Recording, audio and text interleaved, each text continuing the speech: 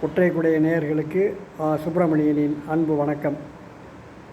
இன்றைக்கு தொலைக்காட்சியை பார்த்தவுடன் ஒரு பாடல் அதிலே ஒளிபரப்பானது. பாவாடை தாவணியில் பார்த்த உருவமாது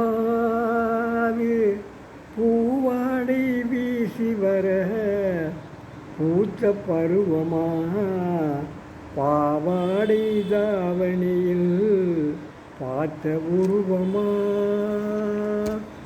இங்கே என் காலமெல்லாம் கடந்து விட்டாலும் ஓர் இரவினிலே முதுமையை நான் அடைந்து விட்டாலும்,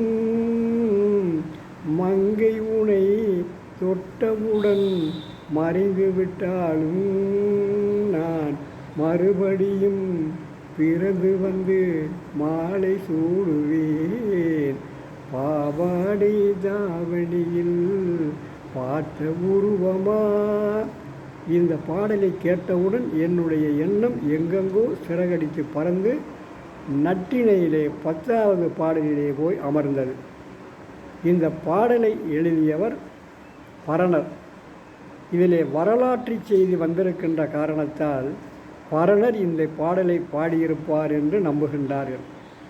இந்த பாடலுக்கும் அந்த பாடலுக்கும் என்ன பொருத்தம் என்று நீங்கள் கேட்கிறீர்கள் என்பது எனக்கு தெரிகிறது. இந்த பாடலிலே அதாவது இந்த நிச்சயதாம்பூலம் படத்திலே அந்த பாடலிலே தலைவனும் தலைவியும் விரும்புகிறார்கள். ஆனால் தலைவனுடைய வீட்டிலே அவர்கள் காதலை ஏற்றுக்கொள்ளவில்லை அவர்கள் தந்தை. ஆக அவள் திருமணம் முடிப்பானா என்று அவள் எண்ணிக்கொண்டிருக்கின்ற நேரத்திலே தான் இவன் பாடுகிறான், இந்த பிறவியில் அல்ல, எந்த பிறவியிலும் அடுத்த பிறவியிலும் நீயே எனக்கு மனைவி, நானே உனக்கு கணவன் என்று அங்கே உறுதிமொழி கொடுக்கிறான். அந்த நிலையில்தான் இங்கே ஒரு தலைவனும் தலைவியும் காதலித்து கொண்டிருக்கிறார்கள். அவர்கள் வீட்டிலே அதை ஏற்றுக்கொள்ளவில்லை. அப்போது அந்த தோழியிடம் சொல்லுகிறான் தலைவன், அவளை அழைத்து கொண்டு வா வீட்டுக்கு தெரியாமல், நாங்கள் வெளியே போய் திருமணம் முடித்து கொள்ளுகிறோம் என்று அங்கே சொல்லுகின்றான். அப்போது அந்த தோழி சொல்லுவதுதான், இப்போது நீ அவளுடைய அழகை பார்த்து, அவளுடைய மேனி வனப்பை பார்த்து, அவளுடைய கூந்தலை பார்த்து நீ மயங்கி இருக்கலாம், அவள் மீது காதல் கொண்டிருக்கலாம். இது இப்போதோடு நின்றுவிடக்கூடாது. எந்த காலத்திலும் உன்னுடைய காதல் அவள் மீது இருக்க வேண்டும், அன்பு செலுத்த வேண்டும். அதற்கு நீ உறுதிமொழி கொடுப்பாயா? உன்னுடைய சொல்லை நான் நம்புகிறேன்.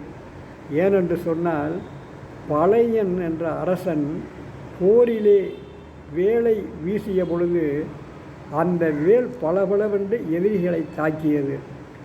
அதுபோல நீ காதல் கணையை அவள் மீது வீசிய போது அவள் உள்ளத்திலே தாக்கியது. அதை உண்மை என்று நான் நம்புகிறேன்.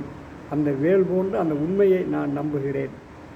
அவளுடைய இன்றைக்கு பார்க்கின்ற பொழுது அண்ணாந்து ஏந்திய வனமுலை தளரினும் பொன்னேர் மேனி மணியின் தாழ்ந்த நல் நெடுங்கூந்தல் நரையொடு முடிப்பினும் நீத்தல் ஓம்புமதி பூல்கேல் ஊற என்று 9 அடிகள் தொடர்ந்து போய்கொண்டே இருக்கும்.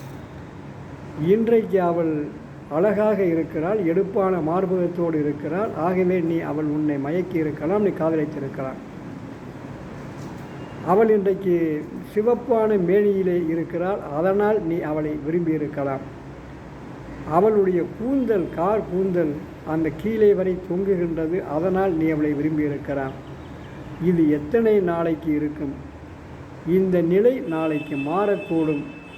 இன்றைக்கு நீ அவள் மீது எத்தகைய அன்பு காட்டுகின்றாயோ அந்த அன்பு அவளுடைய அந்த மார்பகங்கள் கீழே சரிந்து நிற்கின்ற காலத்திலும், அவள் மேனி பொன்னேர் மேனி கருத்து போன காலத்திலும், அவளுடைய கூந்தல் நரைத்து முடி போட்டிருக்கின்ற காலத்திலும், இப்போது எப்படி விரும்புகிறாயோ அதுபோல நீ அப்போதும் அவள் மீது அன்பு காட்ட வேண்டும்.